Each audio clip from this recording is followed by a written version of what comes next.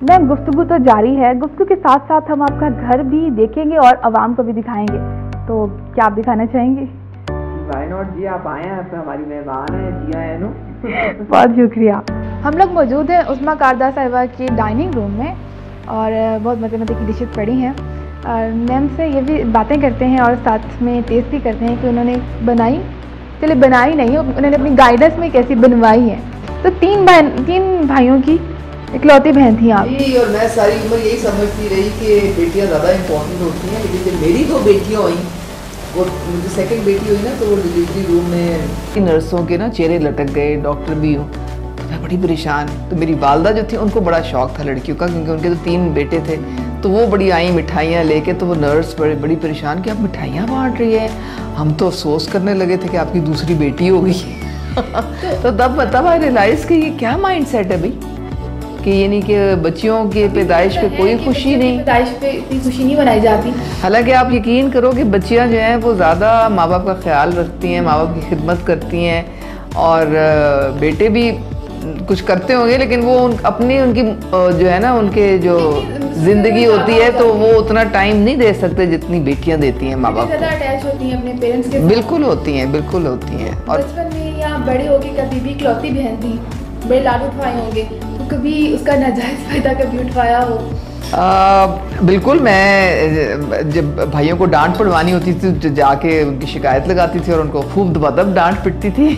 और मम्मा की ज़्यादा लाडली थी या पापा की? नहीं, अपने वालिद की ज़्यादा लाडली थी मैं। फादर? बहुत लाडली थी, और वो तो मुझे बहुत स्पॉइल करते थे। तो आपके बच्चे जो हैं वो किसके ज़्यादा लाडले हैं, आपके या अपने डैड से ज़्यादा अटैच हैं? मेरे हस्बैंड, मेरे ख्याल में मेरी बेटियां ज़्यादा हस्बैंड के, वही वाली बात है कि बेटियां ज़्यादा जो है ना वो अपने फादर से होती हैं, और बेटा जो है वो लेकिन मेरी एक दोस्ती का रिलेशनशिप है मेरे बच्चों के साथ, क्योंकि मैं इम्पोर्टेंट है जी, बड़ा इम्पोर्टेंट है, क्योंकि मैं समझती हूँ कि अगर मेरे बच्चे को कोई परेशानी है तो वो सबसे पहले मुझे आके बताए कि मामा ये मेरी ज़िंदगी में ये प्रॉब्लम आ रही है, ताकि वो एक दोस्त की तरह, एक कॉन्फिडेंट, एक ट्रस्ट की रिलेशनशिप हो। और मेरे ख्याल में मेरे सारे बच्चे बड़े अकॉम्प्लिश्ड हैं, they've done well in their lives, तो ये मेरे लिए एक बड़ी एक सेटिस्फाइंग बात है कि वो उनको अच्छी एजुकेशन दी, तालीम दी, फिर उनको वो तमाम मौके भी दिए कि वो अपने आप को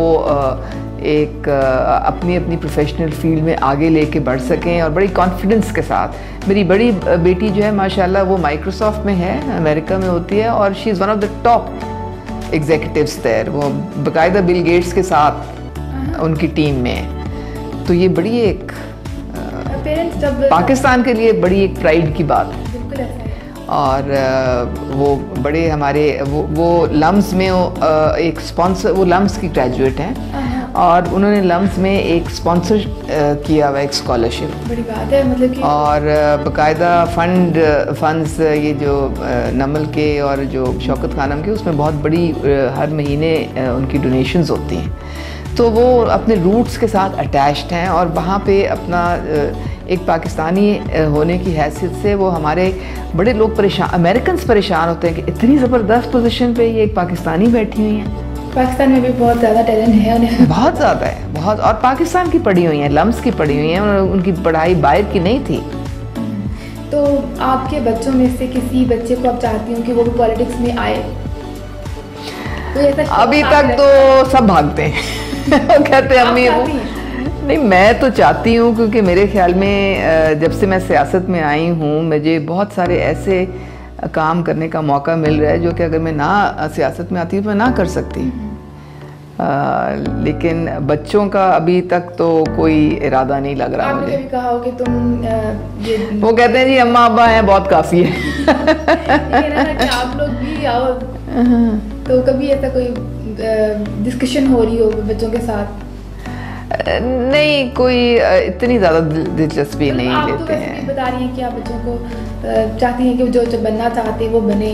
जी, वो मैंने सपोर्ट करती, मैंने उनको बिल्कुल फोर्स नहीं किया, जो उनकी अपनी इंटरेस्ट थे उसके मुताबिक। जो नंबर 2 बेटी हैं उन्होंने भी अपने मीडिया में अपना नाम, आमना कारदार बड़ा उनका नाम है, वो एक उन्होंने अपनी साख बनाई है, और अब भी वो मॉर्निंग शो, कोई रमज़ान शो उनके चलते हैं टीवी पे, और अपनी वो बिज़नेस भी करती हैं, मेकअप की क्लासेस वगैरह भी करती हैं। तो मेरी दोनों बच्चियाँ माशाल्लाह बहुत एक प्रोफेशनल लाइंस पे उनको मैंने ज़िंदगी में उनको इनकरेज किया है।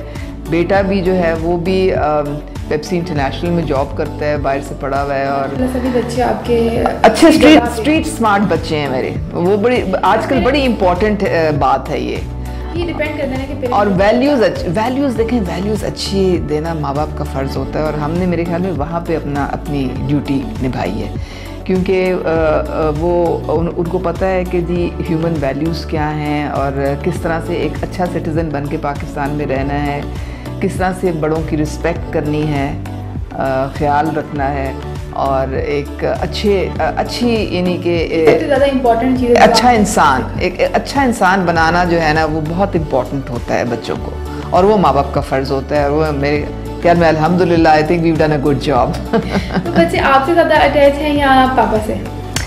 दोनों के साथ अपनी तरह से। देखिए माँ बाप दोनों इम्पोर्टेंट होते हैं बच्चों के लिए।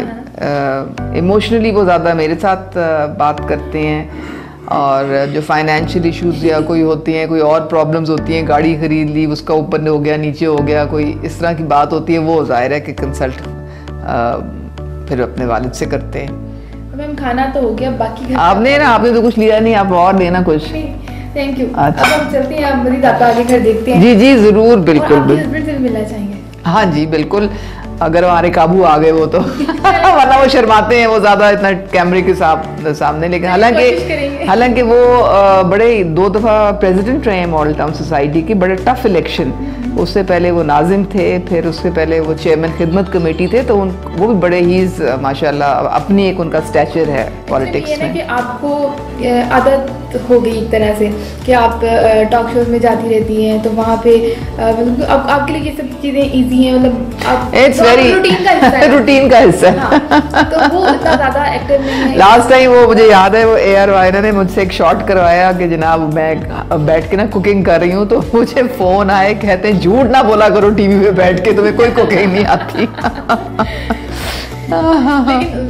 तो आपने किया था ना? नहीं, घर में देखें हर एक को खाना मिलता है, अच्छा मिलता है। हाँ। वो मेरी जिम्मेदारी है। अब मेरे पास अगर टाइम नहीं है तो देन मैंने ट्रेन करना है किसी को जो कि ये काम कर सके। ये भी तो आप कर रही है ना, ये भी बहुत इम्पोर्टेंट। ये भी इम्पोर्टेंट है। चलिए आइए देखते हैं। चलें जी, आए जी ज़रूर। मैम आपने घर बहुत अच्छे से डेकोरेट किया हुआ है ना आपको? फातिमा ये मेरे बेटे का पोर्शन है। अभी माशाल्लाह अल्लाह ताला ने मुझे एक तीसरी बेटी दी है और उससे खूब रौनक होती है घर में, तो इनको मैंने ज़रा इंडिपेंडेंटली ये इनका चलो ये भी आपने बड़ा दिल दिखा दिया, वरना हमारे यहाँ पाकिस्तानी जो फीमेल्स होती हैं उनके लिए मुश्किल होता है अपने बेटों से अलहदा होना, या थोड़ा बहुत। यकीन करो लोग पता नहीं क्यों इस तरह से गलत फहमियाँ पैदा होती हैं। मेरी तो ज़िंदगी में बल्कि और एक खुशी जो है ना अल्लाह ताला ने मुझे दी है, क्योंकि बच्चे जो है ना अगर आपने उनके साथ उनकी अच्छी रिलेशनशिप हो तो वो आपको ना वो आपके साथ मिल के हर चीज़ शेयर करते हैं, और मेरे ख्याल में इससे बेहतर और रिलेशनशिप नहीं हो सकती है। तो बहू को आप बेटी बना के घर में रखें। तो आपके मतलब अच्छे रिलेशन है अपनी बहू के साथ? नहीं माशाल्लाह बहुत अच्छे हैं। मुझे बड़ी खुशी है जब से वो आई है, मेरी तो ज़िंदगी और इम्प्रूव हो गई है, बेहतर हो गई है। कितना टाइम हो गया आपके बेटे की शादी? अभी मार्च के एंड में हुई थी, अभी रिसेंटली। मतलब अभी थोड़ा टाइम है जानने में? नहीं तकरीबन आप देखें 2 महीने तो। हाँ 2 महीने होंगे। तो आपका क्योंकि आप अच्छी है ना, तो मेरे ख्याल में इसलिए आपके साथ बाकी सब भी अच्छे रहते हैं। अल्लाह ताला ने बहुत प्यारी माशाल्लाह बहू दी है, और वो बिल्कुल अभी से वो मुझे अम्मी कहती है, और जब वो अम्मी कहती है तो मुझे फील होता है कि मैं उसकी वालिदा हूँ।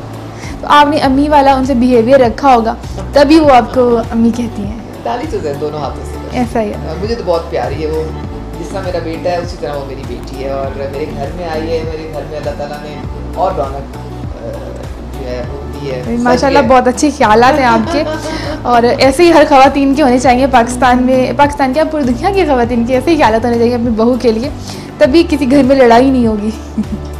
अब आप नजर ना लगाएं। चलिए नहीं माशाल्लाह बोला मैंने इसीलिए। चलिए आगे को देखते हैं। घर में लाइब्रेरी और बुक्स की अच्छी खासी कलेक्शन देख के लग रहा है आप बुक्स पढ़ने की शौकीन हैं। आप या कोई घर में कोई और है? फातिमा, मैं तो ख़ुद एजुकेशन से मुंसलिक हूँ और रीडिंग से और बुक्स जो हैं वो गेटवे टू नॉलेज होते हैं, और मैंने यही चीज़ पास ऑन की अपने बच्चों को। अल्हम्दुलिल्लाह वो भी बुक्स पढ़ते हैं, क्योंकि there is no shortcut to this. तो आप अगर ख़ुद एक एग्ज़ाम्पल सेट करेंगे तो बच्चे आपको फॉलो करते हैं। तो ये मेरी स्टडी भी है, मेरे ऑफ़िस भी है। आपको पता है ऑफ़िस का भी बहुत काम चाहिए होता है, यहाँ कंप्यूटर, प्रिंटर, सारी फैसिलिटीज़ हैं, और हमें कई किस्म के आपको पता है प्रपोजल्स, पॉलिसीज़ वगैरह ड्राफ्ट करनी पड़ती हैं, और कॉरेस्पॉन्डेंस चलती रहती है हमारी मुख्तलिफ इंटरनेशनल एजेंसी। किस टाइप की बुक्स पढ़ना पसंद करती हैं?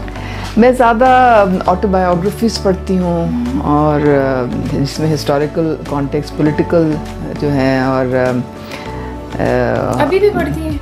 बिल्कुल पढ़नी पड़ती हैं। और फिर अभी ज़्यादा आप जो पढ़ाई है आपकी, जो मुख्तलिफ दुनिया में गार्डियन है, न्यूयॉर्क टाइम्स है, हमारे अपने जो पब्लिकेशंस हैं, हमारी जो अखबारें हैं, आर्टिकल्स जो लोग लिखते हैं, तज्ज़िये जो करते हैं, वो ज़्यादा पढ़ने पड़ते हैं। बल्कि मैं तो शौक़ से पढ़ती हूँ, क्योंकि उसी से आपका माइंड खुलता है, और आपको समझ आती है कि आपके इर्द गिर्द दुनिया में हो क्या रहा है। क्योंकि बड़ा फास्ट पेस पे दुनिया जा रही है, चेंजिंग टाइम्स हैं इस वक्त, और जियोपॉलिटिकल सिचुएशन आपकी क्या है, आपके पावर गेम जो चल रही होती है, उसमें चाइना, उसमें अमेरिका, उसमें रशिया, उसमें हम कहाँ फिट होते हैं बीच में, इंडिया क्या कर रहा है, अफगानिस्तान में क्या हो रहा है। मतलब आपको सारी चीज़ों को ना आपको एक नज़र रखनी पड़ती है हर पर, नॉलेज, और फिर उसका हिस्टोरिकल कॉन्टेक्स्ट है। अगर आज कुछ हो रहा है तो उसके मुहर्रिकात पीछे जाते हैं, वो आपको देखने पड़ते हैं और समझने पड़ते हैं। बिल्कुल बहुत ज़रूरी है। वैसे ये है कि आजकल तो हर चीज़ इसमें सिमट आई है स्मार्टफोन में। अगर आपने बुक भी कोई पढ़नी है या कोई आर्टिकल पढ़ना है तो आप इसमें पढ़ सकते हैं। तो वो सारी चीज़ें जो है, और असेंबली की बिजनेस जो होती है वो भी उसमें भी बहुत आपको पढ़ना पड़ता है। जाके आप पंजाब असेंबली में जो लाइब्रेरी है हमारी, उधर से हम जाके बैठ के जो पुरानी सारी जो बिज़नेस हाउस में हुई, जो उनकी पॉलिसीज़ थी, जो उनके क्वेश्चंस और एडजर्नमेंट मोशंस थे या रेजोल्यूशंस क्या थी, कॉल अटेंशन नोटिस क्या थे, वो उनको भी हम जाके देखते हैं। आप किसको ज़्यादा प्रेफर करती हैं, अपने सेल से कुछ भी सर्च करके बुक्स पढ़ना या प्रॉपरली बुक्स पढ़ना? लेकिन जब हम लोग तो ज़्यादातर सड़कों पे होते हैं, हाँ, तो उस वक्त तो हमारे हाथ में ये होता है, तो फ़ौरन फिर इस पे से निकाल के फिर आप पढ़ते हैं, ठीक है। लेकिन जब आपके पास ज़्यादा टाइम हो, जिस तरह वीकेंड्स हैं, संडे है, तो उसमें फिर आप बुक्स निकाल के तो अपनी कोई भी जो है वो आप पढ़ सकते हैं। बिल्कुल, और आपके पास टाइम ज़्यादा होता है उस वक्त। तो आज बहुत अच्छा टाइम गुजरा आपके साथ, बहुत मज़ा आया। बहुत शुक्रिया आपके आने का। आपके साथ गुजारने के बाद और भी खास हो गया हमारे लिए। तो thank you so much, time बहुत कम रह गया, तो जाते जाते कोई मैसेज?